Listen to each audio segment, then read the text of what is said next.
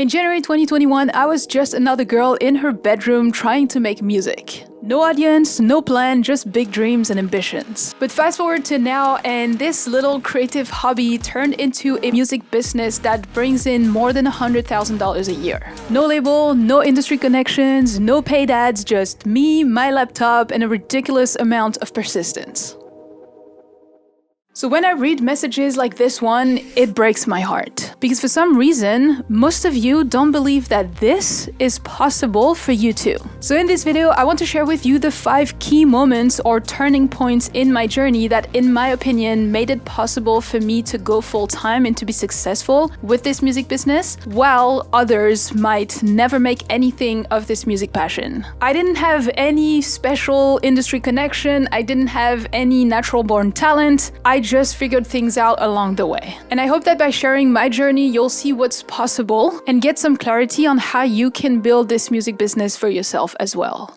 So let's get into it with part 1, the day I stopped overthinking. I still remember to this day the very moment where I first got the idea of the PLV Music YouTube channel. I was driving in the car to the soccer practice at the end of 2020, I think around September or October. I had just read a book from Gary Vee, Crush It, I think, and in this he said, document, don't create. At this point in my life, I was ready to pursue another hobby, pursue something a bit more. And so in the car, as I knew that I was about to learn more music and music production and releasing my songs on Spotify, I thought, why not document this through a YouTube channel? I had everything figured out. I was gonna do 1 song per month for 12 months for like a year of album.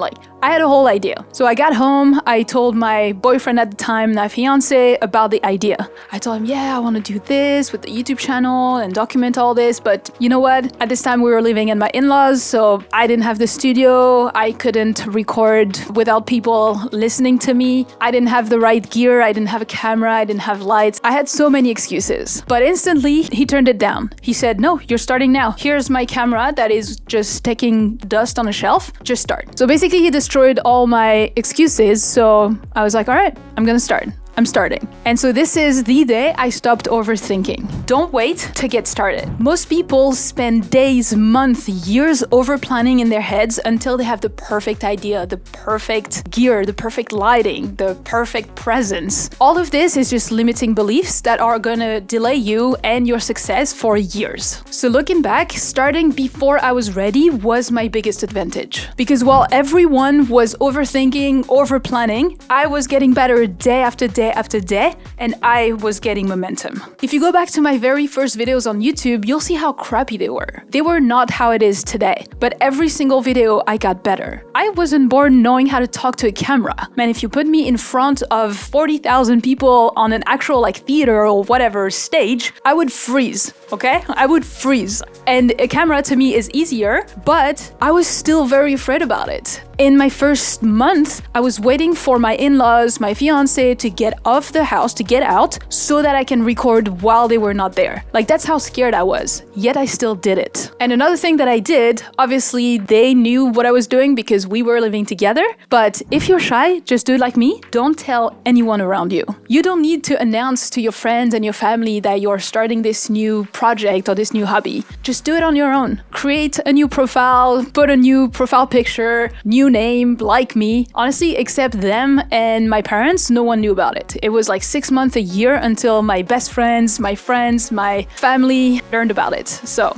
don't tell anyone, just do your own thing. But get started. Alright, part 2, this isn't just a hobby anymore. And this is, I think, something that separated me from pretty much anyone else that comes from the creative, music, artistic niche. There's a lot of people in that are saying, just share anything from the passion, just use the music and then it'll come, right? That's a myth. If you are not intentional behind what you're trying to accomplish and achieve, if you're just winging it, it's just not gonna work. So from day 1, I treated like a business. So what does it mean? It means that I was intentional and strategic about the videos that I was putting out, the music that I was focusing on, thumbnails, the things that I was saying in the videos. I was very, very intentional with everything. Obviously, I was still having fun and letting some of the creativity shine, but I was very intentional and strategic, I knew where I was going with all this. Then I learned about the business aspects. Social media, algorithms, sales and marketing, thumbnails, copywriting, websites, design, all that stuff, you are going to have to learn it. So don't wait, start now. Every week, I was sharing my time in 3 different ways: making music and learning music, filming videos on YouTube, editing, publishing them, and learning. And then once you have that, it also means to show up consistently, even when no one is watching yet. At the beginning, when I started to publish my videos, there was just like 100 views, couple hundred for like a month, right? But I still showed up consistently because at the time, it wasn't so much about the results, but it was more about the results for me and how better I was getting. So it is very important that you keep showing up consistently for months, if not years, until people start paying attention. All right, part 3. Is it good enough? That is probably the most important of this video. One thing that I've noticed in this industry is that most of you struggle with the idea of perfectionism, procrastination, all of that. But the problem is if you are trying to always aim for perfection, which is impossible to get, sorry, it just leads to inaction. Because you never finish that song, you never release that video, you never reach out to this person, you never send that email, because you're just overthinking about how to make it better, how to make it perfect. But my motto has always been that 80% done is better than perfect. And that's all I'm trying to aim for every single time. There's lots of my songs in the past, like in my first year or 2, that I was putting out that I knew were not perfect. I was still getting feedback from people, but I didn't care because it was a little bit better than the song that I had previously released. So as long as it was better, I didn't care. I was releasing it, moving on to the next one. Same with the videos. As long as it was 1% better than the previous one I made, I was doing good. And that carried over 4 years, gave me the results that I have today. Basically, everything I did in my journey was an MVP. MVP stands for minimum viable product. So everything I was doing was just the minimum thing I had to do to put a decent product, video, music out. And then over time, I iterated on it. My videos get better over time, my songs get better over time, my products get better over time, my speaking has been better over time. It's not perfect still, as you can see, but still working on it. But everything I did, I was not waiting for it to be perfect. For example, I would have never released my first songs. I would have never released my course, right? The first time I did my course was just a 2 hours masterclass. Now it's a 6 hours pre-recorded course with a community, live events, all that stuff. But not the first time that I released it. I released it, got feedback from some people, iterated, released another version, etc., etc. Same thing for the videos, same thing for the song. Iteration over perfection. And to be honest, it's the same thing with this very video. It's like the second time that I do a video where I use my iPad. It took me like 5 hours to make those slides because I was overthinking it, but today I'm actually filming it. I have no idea if what I'm saying is gonna be great on camera or not because it's just bullet points, whereas before I was scripting all my videos words by words, but I'm just putting something out and then as I will do them more, I will get better at them. That's it. Iteration over perfection. Momentum comes from doing, not planning. That's how you get momentum. All right, part 4, I could not do this alone. And I think that's something that a lot of people do not understand, especially in the realm of social media, where everyone seems to have everything figured out, seems to have their shit together, whereas they don't. It's the same as you thinking that they achieved it all alone, but they probably didn't. I didn't. I had mentors for pretty much the whole time. Around 2022, a year and a half after starting this PLV music, I was starting to wonder how could I monetize this and make this my full-time job. But most of the time, when I was working on something, I was always asking myself, am I losing my time doing this? Is it the right things that I'm focusing on? How should I do X? How should I do Y?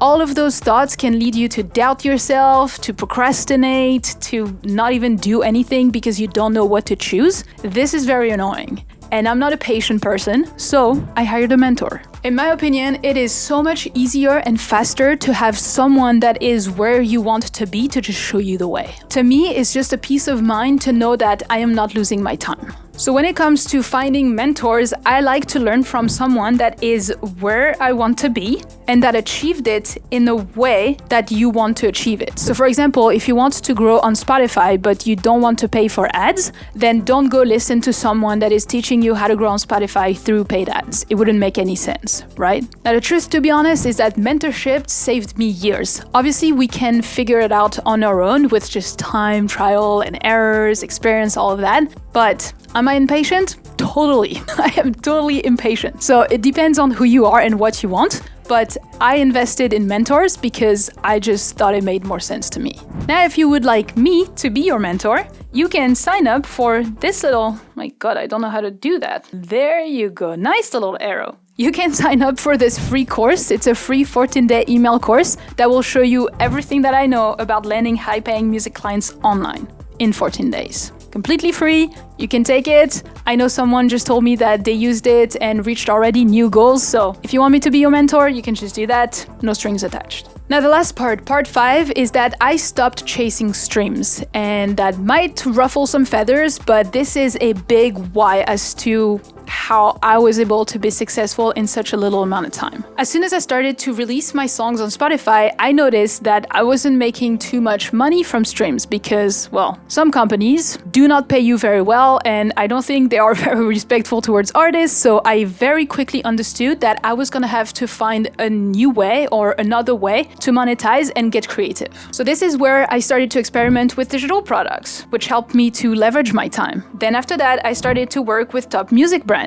And after that, I started to offer my music services. Now, most art music purists would say that those are not monetizing your music because it's not directly coming from the music that you are making and releasing. But first of all, and second, it still is 100% related to your music skills or knowledge. And it is their problem if they want to stay a starving artist, because there is this kind of like cachet of being a starving artist. But this is not what I want for myself, nor for yourself. So you don't have to be a starving artist. Very important. There are other ways like these, and there are a ton more. When I talk about digital products, I'm talking about sample packs, vocal packs, mixing chains, templates, all that kind of stuff, ebooks even. Now, when it comes to music brands, you can work with them in a few different ways. You can do sponsored content if you have an audience, or you can just work with them through UGC, because music companies need, like, for example, guitarists to showcase their new guitars, and they need someone that is good at that and is pretty good at making a video as well. It's like they hire you as a media company.